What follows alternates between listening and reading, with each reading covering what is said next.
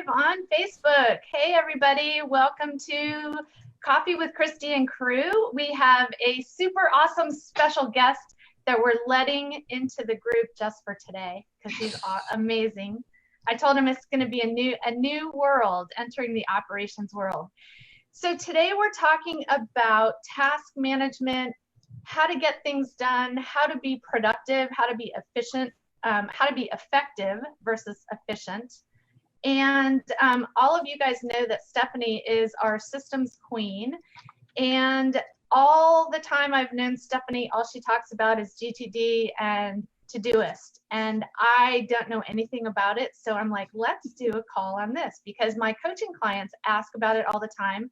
I know some of you out there are using it. If, as you guys are popping on, if you want to comment in the, post something in the comments. I think we're just getting people to join, and let us know if you're already using Todoist, if you've read the book, is this a familiar topic or a new topic? And I think we're probably going to have a lot of people watching back on the replay. So before we do that, let's do introductions really fast. Steph, let's start with you. Stephanie Brackett, CEO of Anderson Hicks Group out of Idaho Falls, Idaho, and Shawn, who's, oh wait, that way. I can't point the right way here. Shawn and I have worked together for almost 10 years. That's amazing. Awesome. Shawn, tell us about yourself because a lot of us already know Steph, but we don't know you. Yeah, so been selling real estate or been in the real estate industry for 12 years now.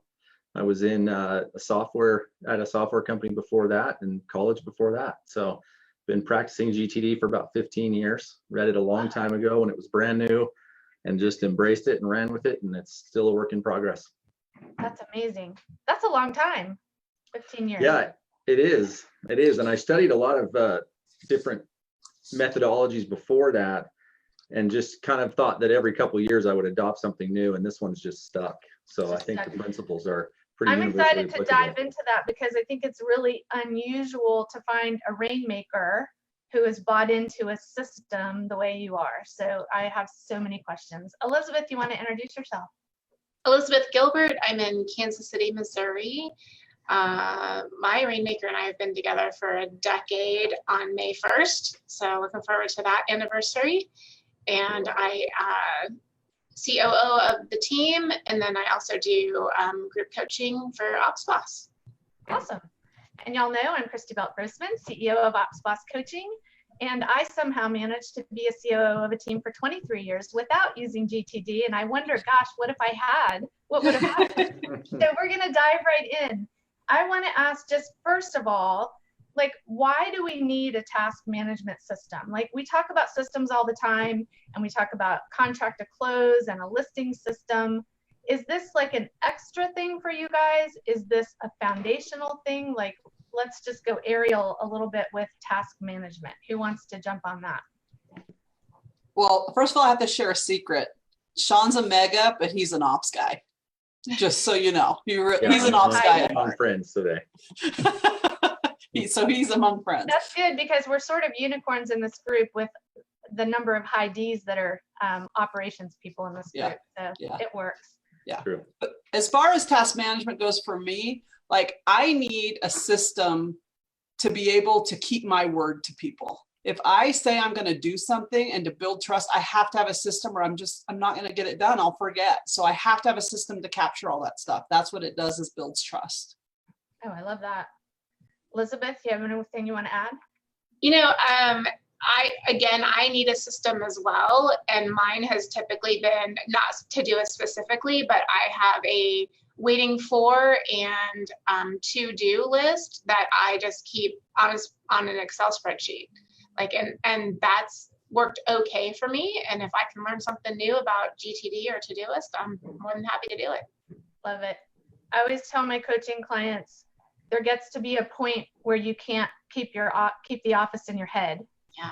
Right. We all try to keep it in our head, and then it spills out of our head onto sticky notes, and it spills out of our head into our CRM, into other places. So I'm excited because I feel like this is the GTD idea is sort of like system on steroids, like at the highest level. So let's talk about GTD. Is it a philosophy? Is it an app? Like, tell us give us some background. Shawn, do you want to dive into that? Yeah, you bet. And I do want to answer the why too, real quick. Just on that, yeah. I would say what Stephanie said is huge. And then also, there's no other way in my mind to know that you're working on the most important things, the things that align with your own vision, align with your company's vision and your big priorities, because there's so much stuff coming at you all the time. I mean, I'm sure that everyone watching and you three feel that it's just way more coming at you than you actually have time to do. And most people just work on stuff that either hit the most recently or is screaming the loudest. And neither one of those would indicate that it's the most important thing. And so we just want to be driven by priorities rather than be driven by noise and you know, chronology, I guess. So how are you guys doing that on a team level, deciding what the priorities are?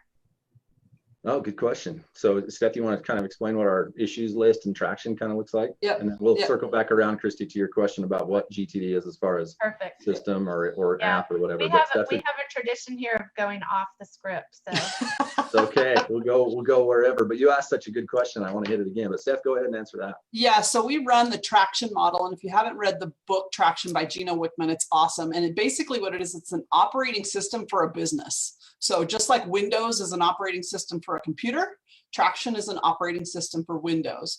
So we constantly have things where like, oh crap, what about that? Or oh crap, what about that? Or oh man, this. So we have an issues list and we just, something pops in, like I just did it yesterday. Something popped in, I'm a little unclear on what we're doing on this particular thing. I pop it into the issues list. And then we, in our weekly Traction meeting, we go through the issues list, we prioritize them. If they're 2 minutes or less, we just solve them right then. We assign owners. So that's how we work on the little stuff. And then every quarter we have a meeting and we decide, okay, what are our big rocks for the quarter? And we each take a couple on. And that's how we decide what's the biggest priority. And I mean, some of those meetings will last 3-4 hours where we're deciding what the priorities are for the next quarter, because there's 19 things that feel huge, but we don't have time to get 19 things done. So when you say we, this is the leadership team. The leadership team. So if people are listening and they're a small team, or maybe it's just an agent and an admin, that would be just the agent and admin doing the same meetings. You can run it even on a small scale. Right. And big rocks would be things like that are going to take an entire quarter to finish. Like our onboarding plan, Shawn and I worked on that for an entire quarter to get that thing done. Brevity migration, that was one of mine for a quarter to get the thing. Shawn completely redid all of our market statistics, and we have this awesome Market Watch book that's got everything in it.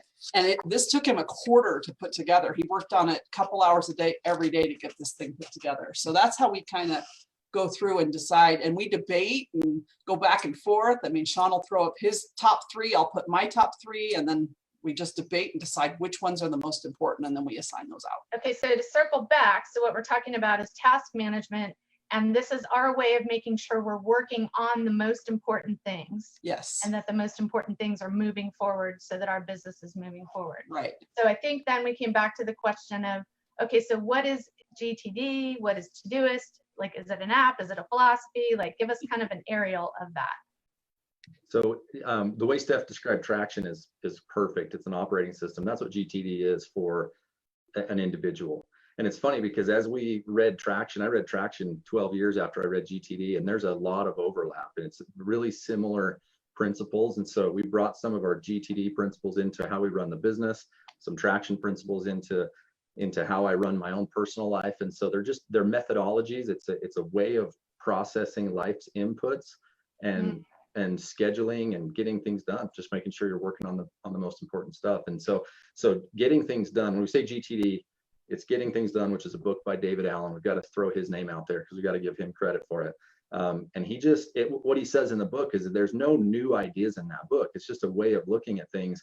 He doesn't teach any new techniques. He just teaches the order of doing things and helps emphasize why to do it that way. And so it's a structure of setting up your lists. It's a structure of working on projects, capturing action items. And so they're principles for running your life. And Todoist is just an app to where all of that system lives. Most of the inputs live on that app. But there's other tools too. I mean, calendar is part of it. Your email is part of it. Todoist is part of it, just like Elizabeth talked about, keeping her action items in Excel.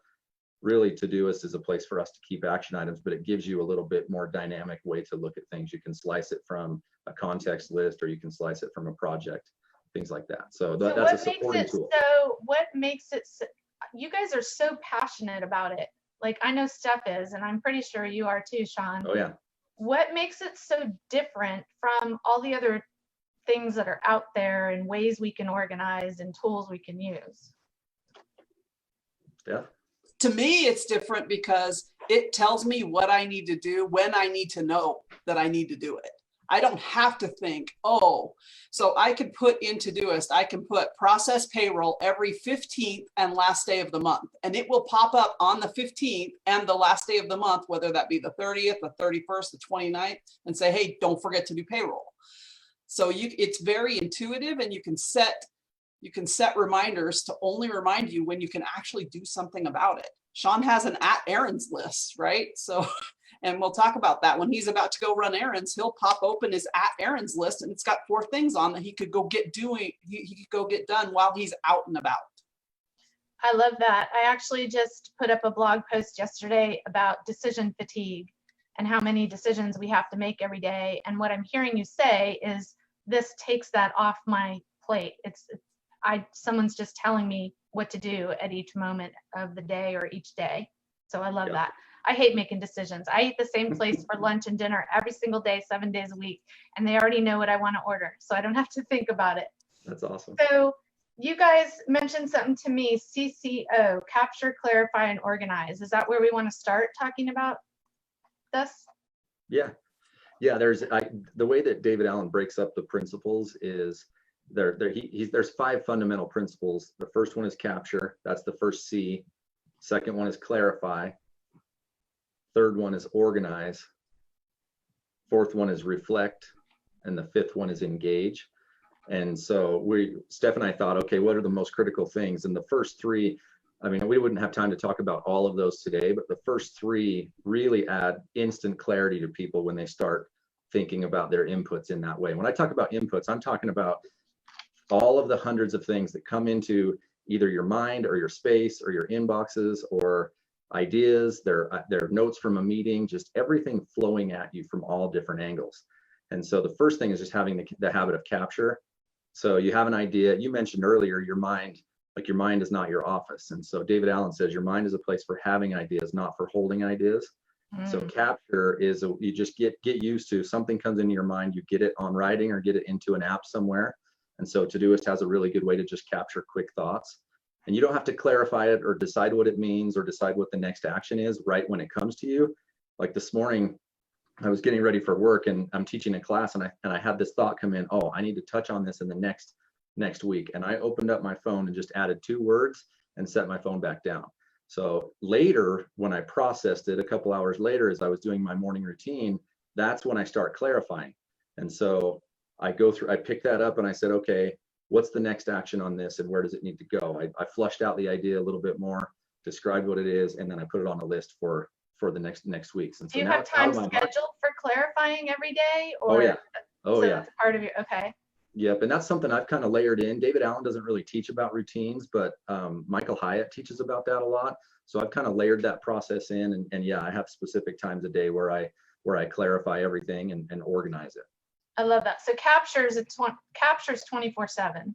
Oh, at yeah, least it is for me. Like I have squirrels raving in my brain at all times with ideas. So captures all the time. Then clarifying your time blocking into your routine. Yep, and that's when I go through everything I've captured. So I have 5 or 6 inboxes, and my morning routine, part of it is clearing all my inboxes and getting them down to 0. So the first thing I'll do is go through my emails and 0 them all out. And if there's any action items in there, I clarify them. By that, I mean, decide what the very next specific thing needs to happen for that specific issue. Right, Steph? I mean, I don't want to dominate this. So Steph, why don't you talk about clarify a little bit? Like, because people get stuck when they're pick up an email, they look at it and they're not, it creates some fuzziness. There's some uncertainty. So they just leave it in their inbox and move on to the next one. And that's like the worst thing you can do. So Steph, what do you do when you experience that? I actually do like to clarify right then. So I get an email and I read the email. And if there's an action associated with that email, I decide what my action is right then. If I don't know what the action is and I'm still fuzzy, I'll still forward it to Todoist. So at a later time, I can clarify what my action is. But normally when we don't know our next action is when we get frustrated and wonky about it, and we just it almost paralyzes us. So just like literally, if you look at something, think, what is the very next action I can do on this thing to move it forward? Sometimes you need to go talk to someone about something. Sometimes you need to look something up on the internet. But a lot of times we're just not super clear about what's the very next action. And so we leave it in this amorphous space of glob, and it just clouds your brain. So if we leave it where? an amorphous, I don't know what I said, space of glob. I think that's really important though, what you said, because I think a lot of ops people live in their inbox and they treat their inbox like a to-do list. Yeah. Which keeps everything in your email equal when everything in your email is not equal. Right. And, So and one of true. the most important thing is the reason we're so passionate about getting inbox to zero on all inboxes. We're talking voicemails, paper inbox, email, but like Shawn could email me something at 9 o'clock in the morning and say, hey, I need this. Can you get this done? I'm so sorry, but can you get it done by 11? And if I treated my inbox as just a holding place and that was at the bottom of my list of things to do, I might not look at that email until 11:45. And then I'm like, oh, crap. So getting my inbox to zero means looking at every single one of them and deciding what my very next action is. I'm not doing the actions. I'm just deciding what it is. Yeah, I love that. I love that because many of us are control freaks, and that really puts us much more in control of the outcome that we're looking for versus everyone else being in control. Yeah. Well, you know exactly what's on your plate that way. If all my inboxes are to zero, I literally know what's on my plate today. I know exactly what I have to get done, what's more important, what's less important, what can wait till tomorrow, what has to get done today. But I'm 100% in control and clear, and I'm not always thinking, oh crap, what am I forgetting? Oh crap, what am I forgetting? What did I forget to do? Those thoughts don't enter my mind because my inboxes are clear. How many times a day do you get to inbox zero for all of your input? I do it 4 times a day. I don't know how many Shawn does. It depends on the actual inbox. They're different. My emails probably 3 or 4 times a day. And then texts just once a day. I clear out all my texts and I delete them when I'm done with them, which freaks everybody out. But to me, I just have to see the bottom of the pile and see the blank screen to know that I've clarified everything. So oh my God, you're such a high C. I know. That's right. My paper inbox usually just once a day. I'll clear it out in the mornings, and then because nothing usually that lands there is so urgent. So that's a good question. It kind of depends. So, but on that email, the thing that I love about GTD is all the stuff that comes into your world, Christy, represents different things. Some of it is just things that you might need to reference. You might get, maybe your web designer sends you new access to log into your website, right, to the back end of your website. And so you just leave it in your email, not you personally, but people just, well, I'm not sure what to do with that because I don't have a very defined place for reference items. So I'll just leave it in my inbox in case I need to go back and look at it. And then you get something else and it's an ad or a coupon and you're like, well, I might want to use that. I'll leave that there in case I ever need to go find it. And the next thing is an action item. The next thing's spam. And then what happens is you talk about preserving energy and like decision fatigue. If your mind has to scan over the same stuff over and over and over to try to select out the stuff that needs to be done, man, you're just burning energy that's unnecessary. Yeah. And so when you get your action items out of there into a list, like Stephanie said, my action items are divided up based on where I need to be when I do that item. And so I have an errands list. I have a drive time list for like listening. If someone sends me a podcast or something like that, I'll add it to my drive time. And I have an at home, I have an at office, and a few other ones like that. So when I'm scanning that, I never scan my errands list when I'm at home because I can't do anything about that. I never scan. So I'm not seeing tasks at a point in time where I can't do anything about that task.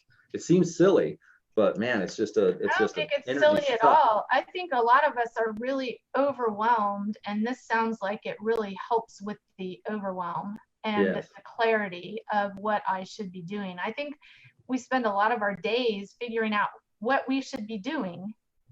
Yep. And this is just very Yeah, black it's not and because we're white. bored. It's not because we're like trying. Yeah, we all have more. And David Allen talks about that. He said the evolution came when we shifted from like factory work, where you have a certain number of things to do, and then you close up shop and you go home and you know you got your job done that day. In our world, you never go home with your job being done ever.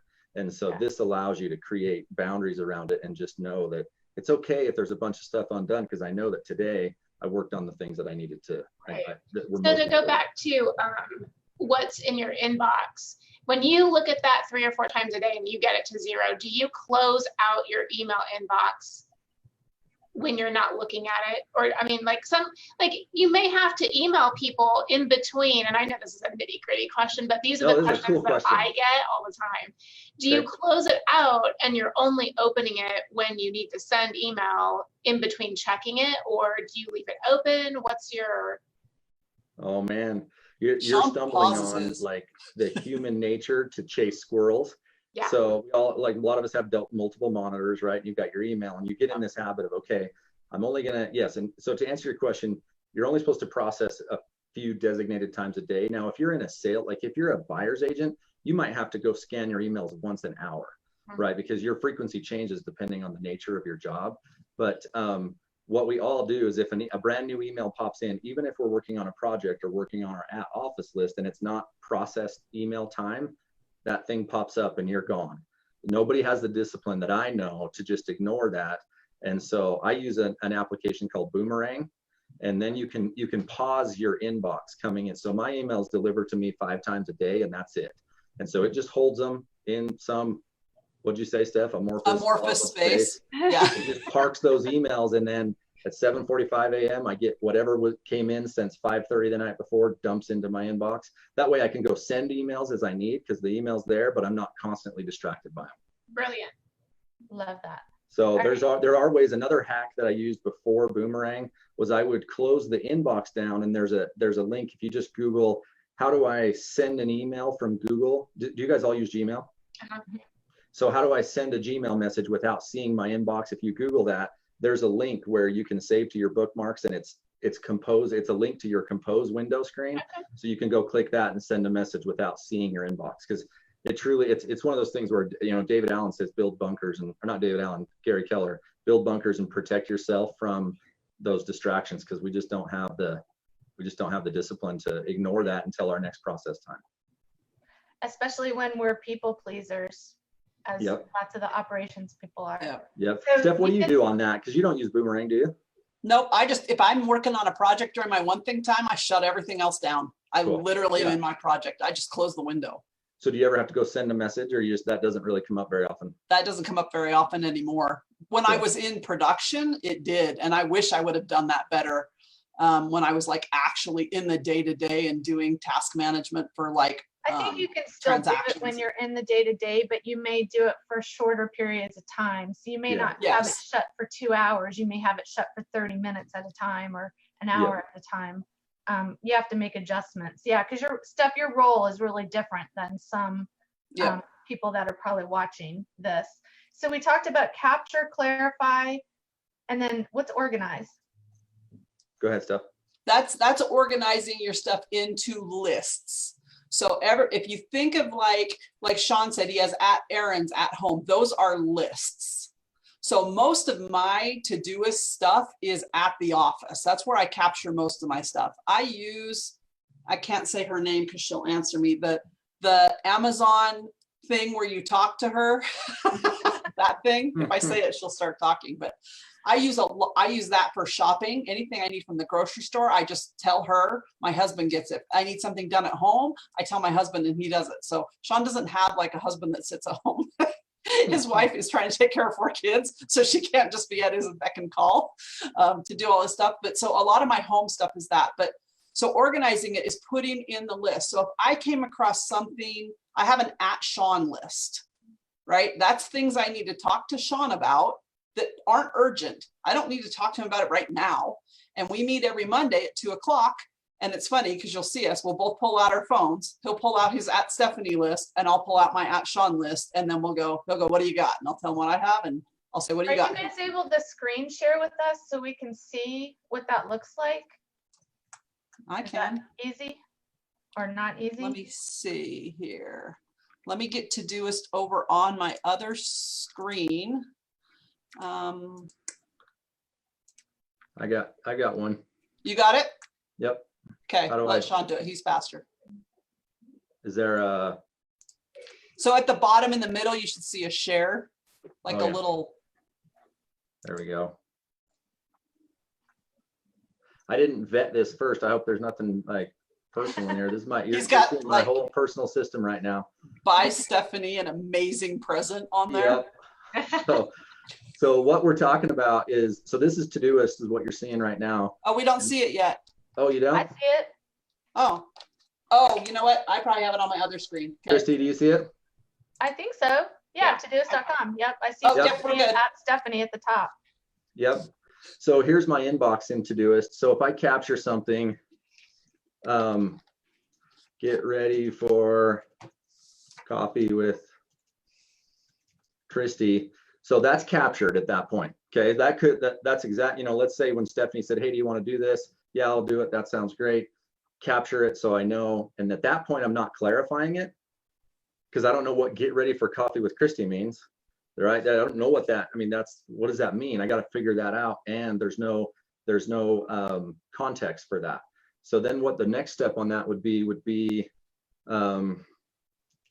schedule 10 minutes with Stephanie to prep for coffee. And then what I would do is at that point, I would add it to my, or maybe I'll just do that. Not even schedule Steph, because I already know, like I said, Stephanie and I already have, or Steph said this, we already have a one-on-one scheduled.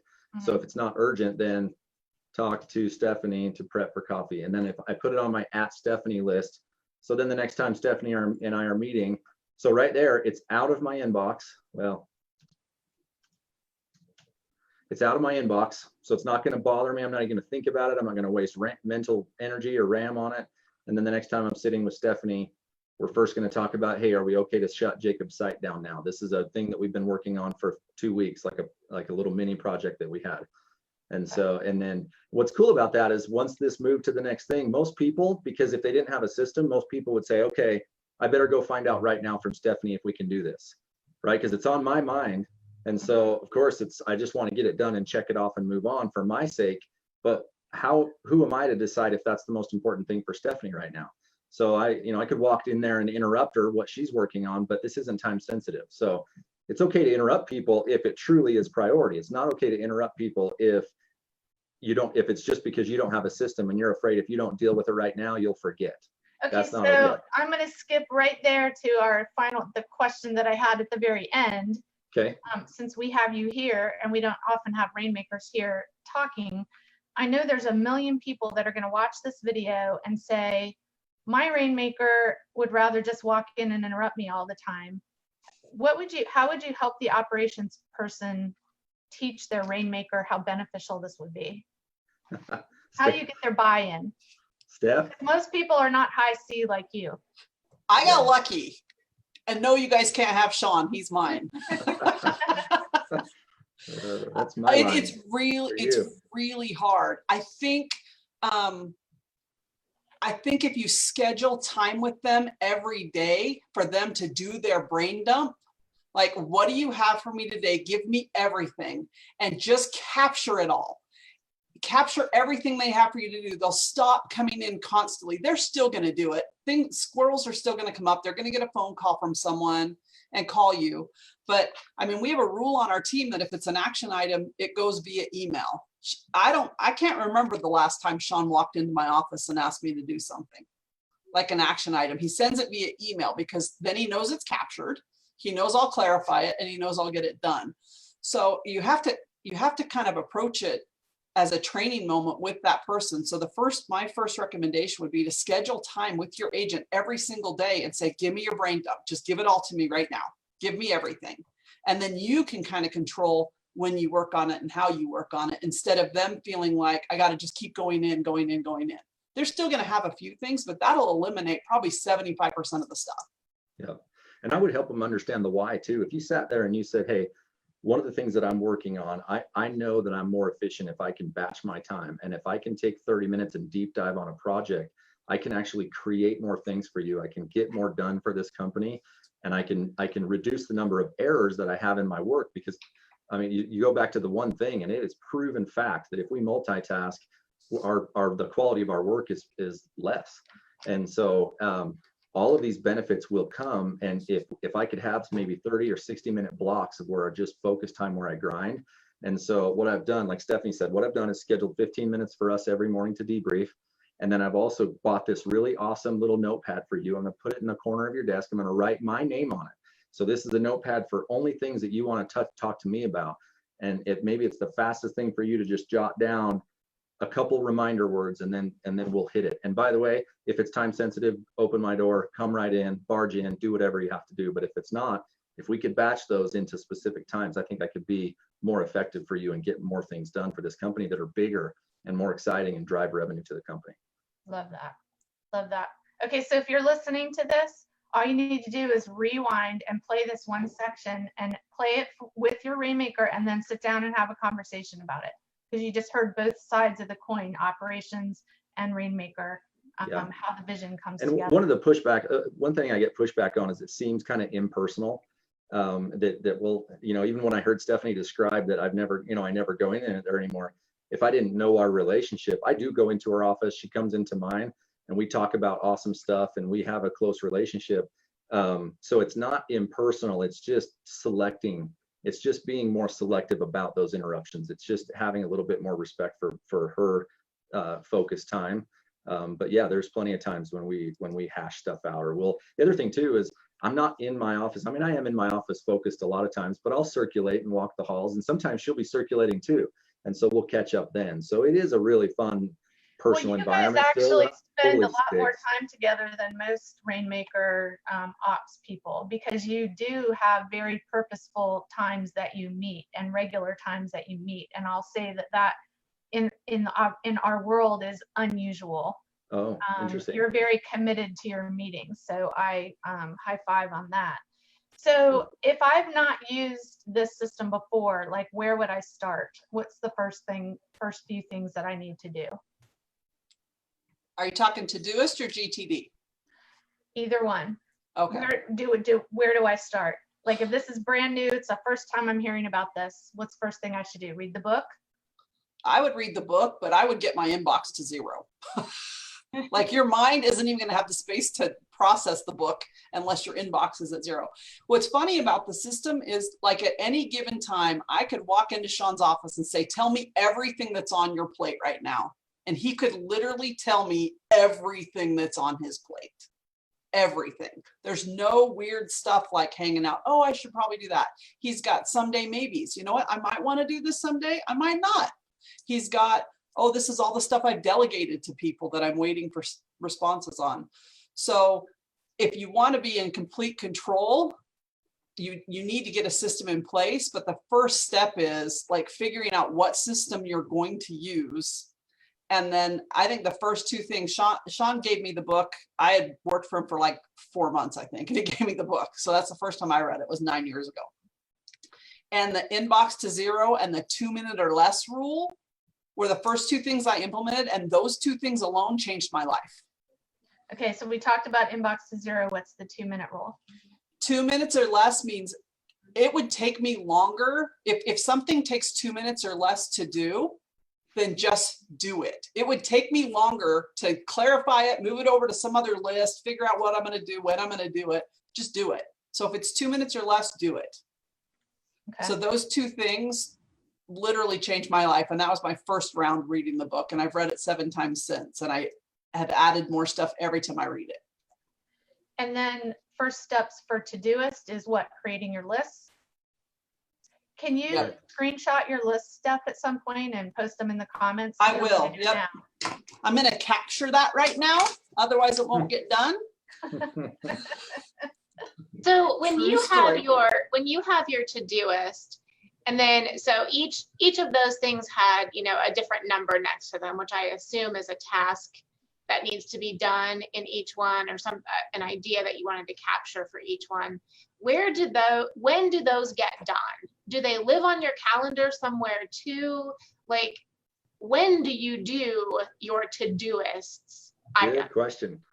Elizabeth, I like your questions. You're gonna love this. Have you ever read this book? You said you hadn't, right? I have read the book. Okay, cool. So that's when I said the 5 phases of David Allen's methodology, that's the E, which is engage. That's when do I engage with my system and what does that look like? And so it depends. Some days, like this morning when I was doing my workday startup routine, I went through, processed all my inboxes. Part of that routine is looking at the day. And I realized there's a 30-minute block that's not taken in meetings. So I had to get really real with how much stuff I'm actually going to get done that's in this system. Very, very few things. I had to peel out the stuff that's time sensitive. There's only 3 or 4 items that I'll be able to do today that are not inside a scheduled meeting. And so it just depends. Sometimes I know Stephanie has a time block every afternoon on her calendar that just says Todoist. And so that reminds her to go in. Nobody schedules over it, or if they do, they move it for her. So she always has time to go in and engage with those tasks. And the reason, what's funny is that people that adopt this, oftentimes they'll adopt the capture part, they'll adopt the organize part and the clarify. So they have a system set up and they're dumping stuff in it. They're really good at filling the system up, but then they don't ever have time to go in and actually empty the stuff out. So it becomes a bit of a trap for items to get forgotten. And so, because we know if it's a deadline, if it's an appointment, if I tell Stephanie, I will have that to you by Wednesday at 5, that's going on my calendar. That's not going on my at office list, because my at office list is not dated. That's just as soon as I can get to it.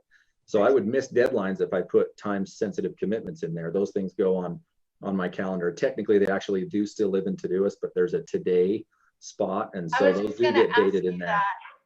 So can I go into Todoist and I click today? It's going to tell me everything I need to do today. Yep. Okay. Yep. And what the thing is, you have to be careful with that. You have to be careful with dating stuff, because a lot of people want to date things just based on, I want to do it today. And then you end up filling your today list with 50 items and then you just can't get through them and you have to bump most of them. And then the problem with that is the actual todays, the commitments, the things that represent integrity, like Stephanie said, or the deadlines or things like that, they get lost because now they're blended in with the things that you want to do today.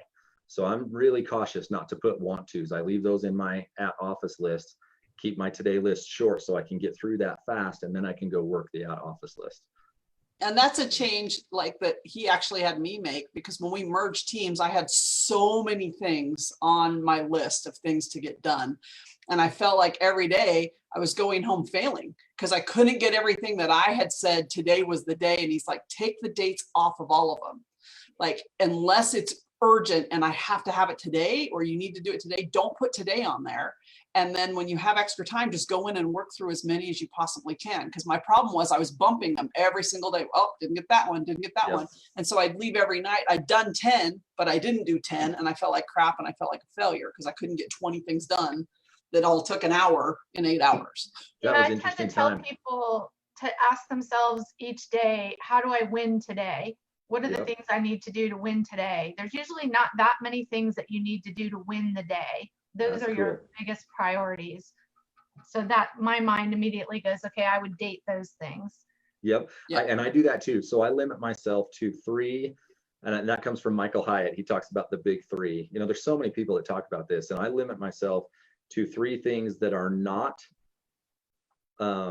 literally date specific, but things that are really important, where I ask myself, if I went home today and got nothing else done but these 3 things, would I feel fulfilled? Would I feel satisfied? And I leave those 3 on today, and anything else that are actual commitments to other people that they're expecting that day, and that's it. And everything else lives in the ad office. And I have things, there are 31 items on my ad office right now, and there are some that are probably 6 months old. And so I know, and there's actually the R in the C core is the that's the 5 stages. So we talked about CCO and then RE. The R is reflect. And so for an hour and a half a week, I will sit and go through my entire system. I call it the weekly, well, David Allen calls it the weekly review. And that's when I go through those lists, make sure they're clean, make sure everything's organized, and I'll mark stuff off sometimes if I'm like, you know what, it just naturally became obsolete. Like this, you know, the surroundings didn't drive it up higher or faster, and it's been 6 months and it's going to go away. It seemed like a good idea at the time.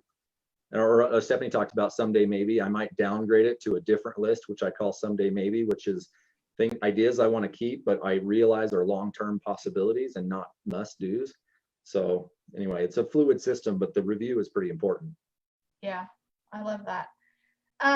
So let's talk about, if I'm already using the system, what can I do to level up? Like, are there some more advanced things, or is this just kind of like, that's it, there's no leveling up? Like, what did you discover later into the process from when you first started using it? I mean, if you don't have the upgraded version, I highly recommend the upgraded version. It's like $29. Right? What? You're talking Todoist now, right? Yes, I'm talking Todoist. Yeah. If you don't have the upgraded version of Todoist, it's $29 a year. So it's not expensive, but you can forward emails directly from your email to Todoist to your lists. So I could send something from my email to Single Action. I could send something from my email to Shawn and attach a waiting for. I can CC waiting for. So if I have something, I need an answer from Shawn before I can finish my job, I could forward it to Shawn, send the email to Shawn, CC my waiting for list, and it would literally go into my waiting for list, and I could assign a date to it of when I wanted to follow back up to see if Shawn got me the information. So that's the first thing I would do if you're using Todoist, is make sure you have the upgraded version. Okay. Yep. Good tip. Anything else you want to add, Shawn? Can I plug my class, Steph? Yeah. Can he plug his class? Is there a no sales rule on this platform? No, go for it. I just barely developed a class for all this. It's a 7. I taught it here in our area, in our market center, and it's basically 7 1-hour segments, but I can do it all in one day. So Stephanie and I are trying to figure out a way to get this out. The reception's been really good. The feedback's been really good, and so I want to go on the road and start teaching it. And that's how you level up, is this is really 1 hour kind of introduces you to the topics, but it's not very likely anybody's going to go change their life. But hopefully we inspired people to go learn, but we didn't teach enough techniques to actually go implement today. And so either read the book or take a David Allen class, or call me to come teach in your market center, or call your Steph to get brokerage. Shawn to teach. Yeah, it was standing room only in our market center. I mean, it was a packed house, and these people came back every week for 7 weeks. And we had lenders, not just ops people, it's sales people too. No, it was agents, lenders, ops people, insurance people. We had title company people there. I mean, it's a system for running your life. Stay-at-home dads, stay-at-home moms, like we had. Like, oh, cool. That's what's cool about this, is this is not just for business people. This is not just for operations people. It might look a little different for different roles and for different personality types. Well, I know it will, but the principles are universal. And so, and we had, I mean, like Steph said, we had all different demographics in that class. We had a high school kid, and everybody, not everybody, but I think that a lot of people are making some good changes from it. So I want to keep teaching it because I'm passionate about it and love it. And so, yeah, that's one way to do it, but there's other ways too. Why don't you fly back here in October when Steph comes for Ops Boss Leader Retreat? She's teaching systems one day. You could teach the day before that and teach. You just got a bid already on the comments. Want to come to Baltimore? So that's an hour from here. Sweet, let's do it. We'll take you up on that. Reach out to Stephanie. Okay, that would be awesome. I'd love to. So we also, Steph, you mentioned that you think that your relationship actually has been completely changed, the relationship between you and Shawn, as a result of using the system. Tell me more about that. Absolutely. I mean, that was like the fastest way for us to build trust with each other.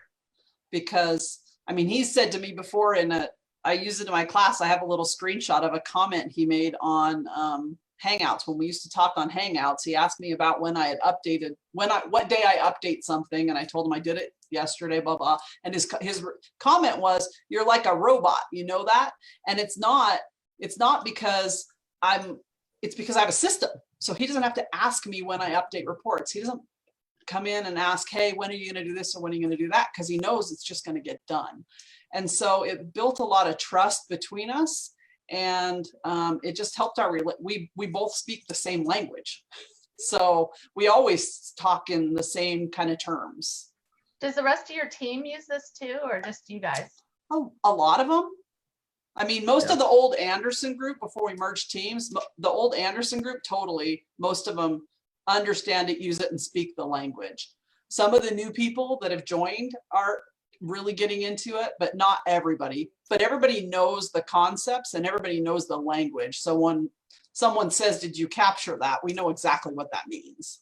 Yeah, I think that's really key, to speak the same language, whether it's systems or mission, vision, values, all of that. Every team has the same language. Yeah. We had a lender come into a staff meeting when we were Anderson Group, spent about 1.5 years, and she had been begging to get into our staff meeting. You know, there's 14 people, captive audience. So she came into our staff meeting. She presented for about half an hour, 15 minutes. And then she said, do you guys need anything from me? And someone said, hey, it would be really great if you could get us the new VA rules. Like if you had them written out somewhere, like what are the rules for VA loans? She's like, oh, I will totally get that for you. And we're like, great. And then she turned around and walked out. She didn't write it down, anything. And all of us looked at each other, and Shawn said, what's everybody's confidence level that we'll ever see that information? And we're still waiting. I mean, it's been 1.5 years and we haven't seen it yet. So It's like it was a funny thing because the entire team like looked at each other and realized her failure to capture. Like we all knew that no matter how great you are, your brain does not store information well at all. Well, I love that concept of the capture too, because there's information coming at us in so many places. So I love that you have it scheduled that, okay, I'm going to take time, go through all my text messages, go through my voicemail, go through all the different places. I always tell my coaching clients, like, we're like air traffic control, right? We've got the jet landing over here and the helicopter zone here and hazmat's knocking on your door and you got like everything, but we're up in the air and we can see everything, but we have to have a handle on it. So that capturing is really, really important. Does that go into your capture system too? When someone promises you something, do you write it down and follow back up with them if they haven't done it? Generally, the answer is yes. Yeah. It's a waiting for. Absolutely. That's because when you're processing stuff, a lot of stuff that you see, Stephanie talked about the 2-minute rule. I might get a request and I realize this needs to go to someone else on the team. So I've just become the conduit and I'll shoot it out to that person, but then I leave a string attached, which means, yes, I put it on what I called my delegated list. And so in my system right now, there are 15 items that are delegated out somewhere else. And yes, I have those on my list. And so every morning I do a quick scan on those, and I'm not hitting all 15 of those people every morning like a psycho. I just scan that. And if there's one that's been sitting for a while or it's getting more time sensitive, I might gently and politely ping them, hey, how's this coming along?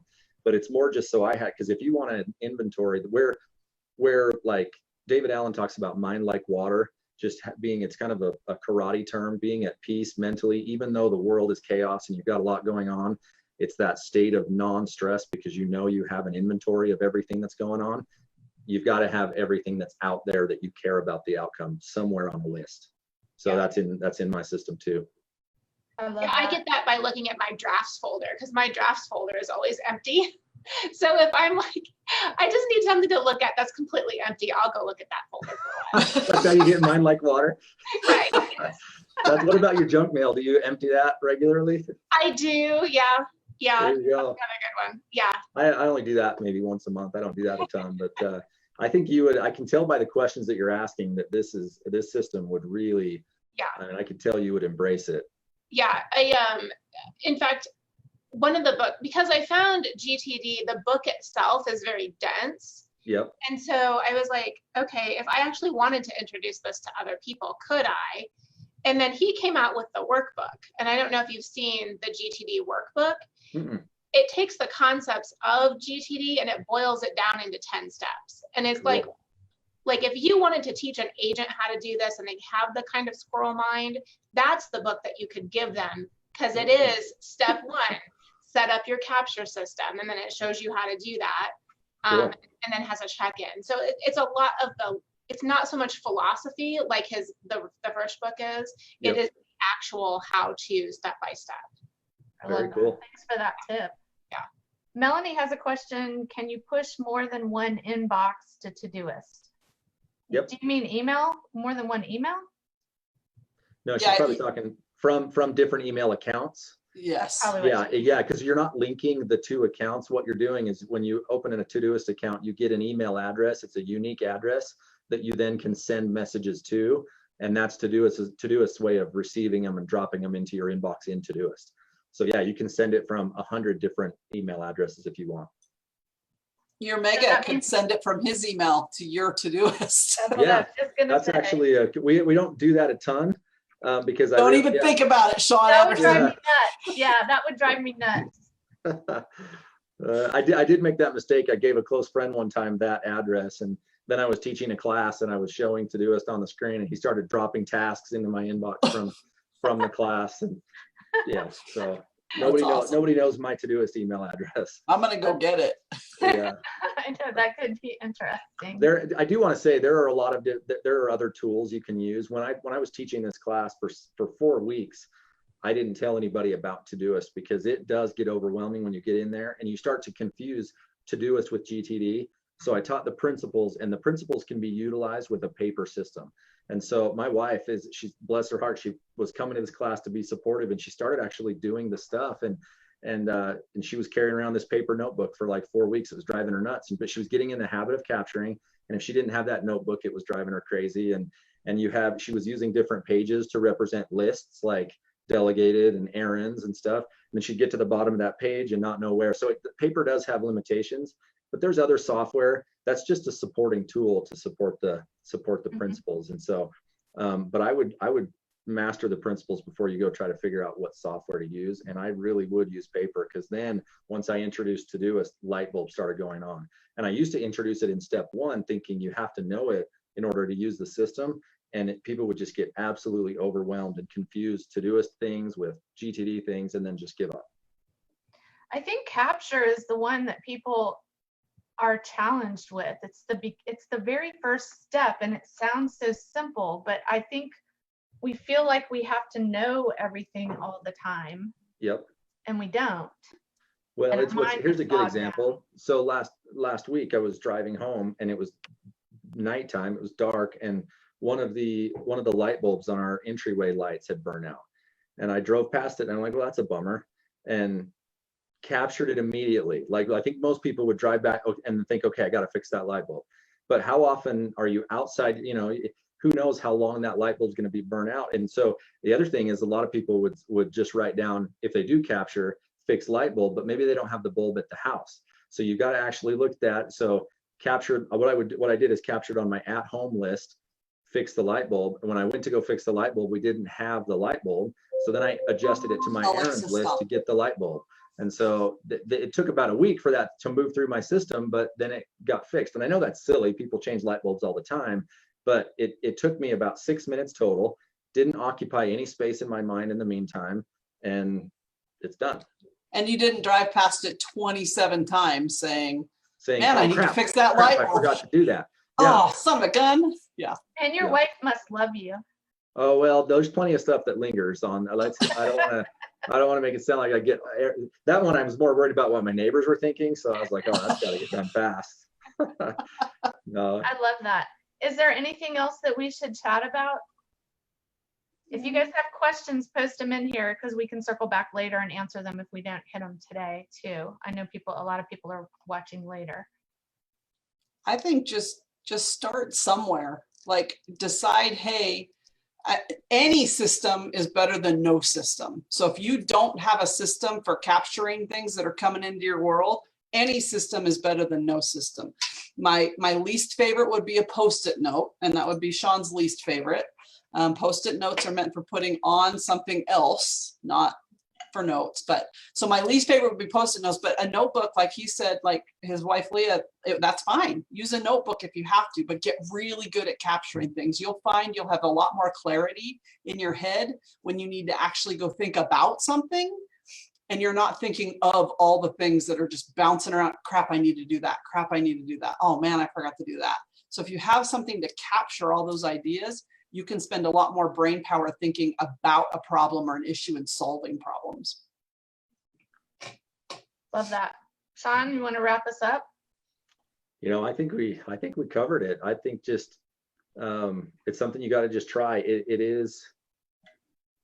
it is overwhelming, and I've seen a lot of people start down the path and then just kind of go back to old ways. And because they're not hard concepts to do, but they take a little discipline. And at first it feels like you're spending more time processing than you are doing. And so it feels like, man, why I could spend 30 minutes a day processing, or I could just get a few extra things done. But I would just go back to, there's just no way to know that you're getting the right things done unless you take time. I mean, when I did some math for this last class I taught, and I spend about 10 to 20% of my time either planning or organizing or clarifying. And it's the 80-20 rule, so that I know the other 80% of the time it's pointed, my ladder's leaning up against the right wall. And so and so many people just grind for 100% of the time and they burn out. And it's going to feel a little bit like you're slowing down, but you are slowing down so you can speed up. So just be patient with yourself. It's not about perfection. It's about progress, not to be cliche, but it really is just pick a couple principles and start working on them one at a time until you can master it. Yeah, and I think it's that way with any system. You know, we're the systems people on the teams with any system we implement. True. Steph, when you guys moved over to Brevity, you have probably had to slow way down before you speed up when you were writing all your plans, doing all that stuff. So, but it's always worth it when you're done. Yep. Cool. All right. Well, thank you guys so much for coming and sharing, especially you, Shawn. Steph, we're blessed to have you all the time. Elizabeth, thank you for being our tech person. And if you guys want Shawn to come and teach, reach out to Stephanie, his ops boss, and she will hook you up. So we're going to, we'll be back next month. If you guys want to put in the comments any topics that you want us to talk about, we'll put another poll up and see what's hot. We'll see if it's coronavirus a month from now. Thanks for the invite, Christy. Appreciate it. All right, we'll see you guys later. Awesome. See ya.